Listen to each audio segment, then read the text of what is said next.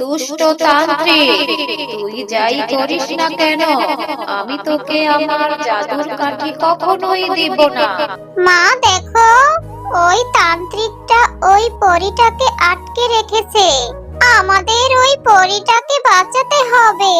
হ্যাঁ রে মা, তুই ঠিকই বলেছিস, আমাদের ওই পরীটাকে বাঁচাতে হবে।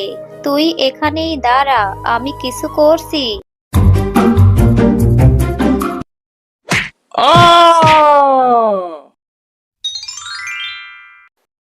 মা মিনা, কোথায় গেলি তুই?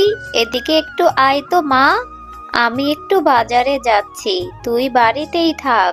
মা, তুমি কোথায় যাচ্ছ? আমাকেও তোমার সাথে করে নিয়ে যাও না মা। আমার ঘরের মধ্যে একা একা থাকতে একদম ভালো লাগে না। আমিও তোমার সাথে যেতে চাই। আমাকেও তোমার সাথে নিয়ে চলো না মা। বাহিরে যেই রোদ পড়েছে, তুই বাহিরে কি জন্য যাবি রে মা? তোর বাহিরে যেতে হবে না, তুই ঘরেই থাক। আর আমার কাছে বাড়তি কোনো টাকাও নেই যে তুই আমার সাথে গেলে আমি তোকে কোনো খেলনা কিনে দিতে পারবো। মা, আমি তোমাকে কোনো খেলনা কিনে দিতে বলবো না।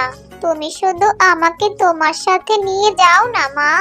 আর আমি তোমার সাথে গেলে আমার একটু ঘোরাও হয়ে যাবে। তুমি তো আমাকে কোথাও ঘুরতেও নিয়ে যাও না মা। বাড়িতে আমার একা একা থাকতে একদম ভালো লাগে না মা। এরপর মিনা তার মায়ের সাথে বাজারে যায়। মিনার মা যখন বাজার করছিল, তখন মিনা দূরে দাঁড়িয়ে থেকে বাঘিনীর বিক্রি করা তরমুজের দিকে তাকিয়েছিল।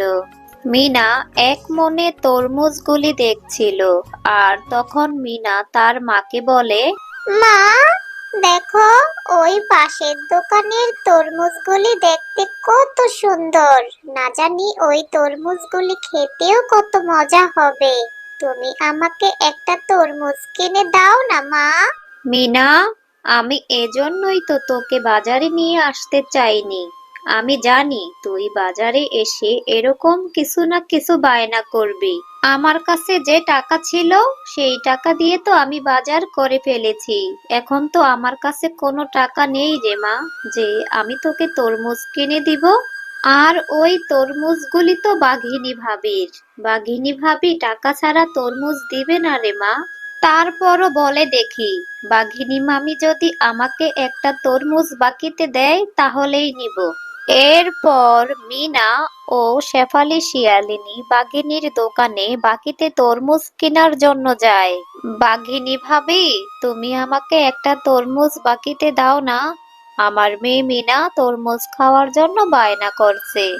তুমি একটা তরমুজ আমাকে দাও, কিছুদিন পরে আমি তোমার টাকা দিয়ে দিব। আমার কাছে এখন কোনো টাকা নেই। আমার কাছে যে টাকা ছিল আমি সেই টাকা দিয়ে বাজার করেছি। আমি তোমাকে তরমুজের টাকা পরে এসে দিয়ে যাব। তুমি আমাকে বাকিতে একটা তরমুজ দাও না গো বাঘিনী ভাবি। এ কি বললি শেফালি?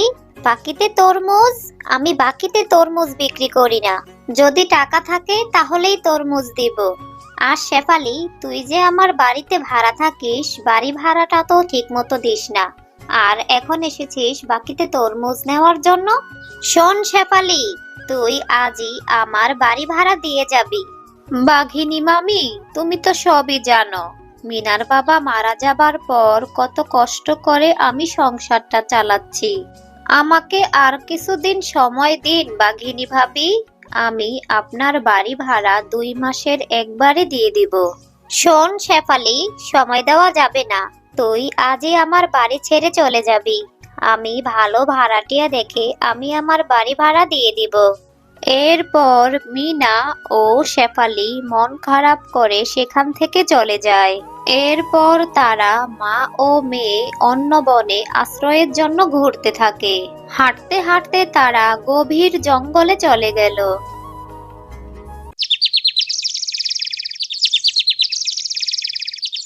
মা, ও মা, আমি যে আর হাঁটতে পারছি না মা।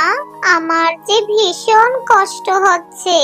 আমার জন্য বাঘিনী কাকিমা তোমাকে কত কথা শোনালো আমি তরমুজ খেতে চেয়েছি বলে। আমার জন্য বাঘিনী কাকিমা তোমাকে বাড়ি থেকে বের করে দিয়েছে।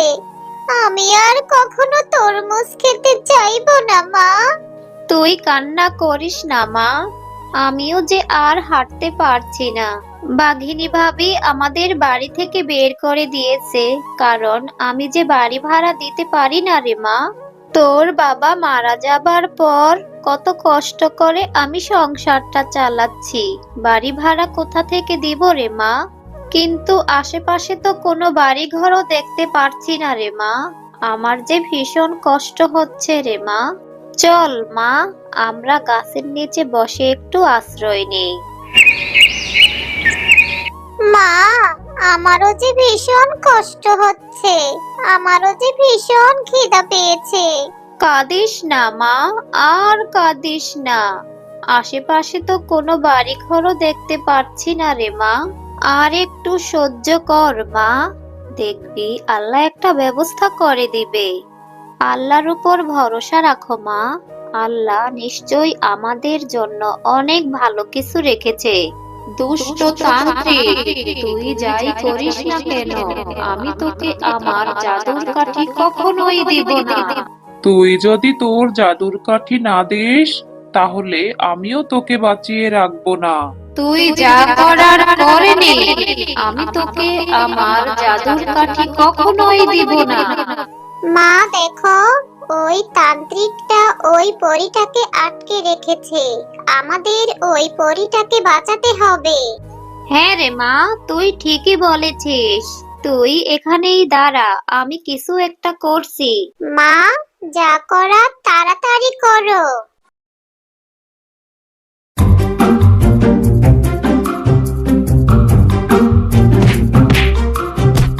আহ!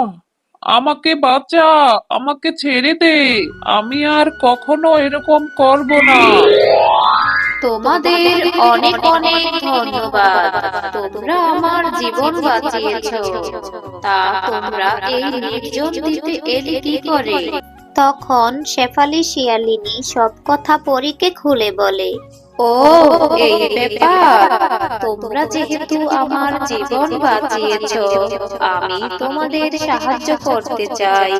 এই নাও জাদুর তরমুজ বাড়ি। এই বাড়িতে তোমরা তোমাদের প্রয়োজনীয় সব জিনিস পেয়ে যাবে। এই তরমুজ বাড়ির ভিতরে তোমাদের কখনো কষ্ট থাকবে না।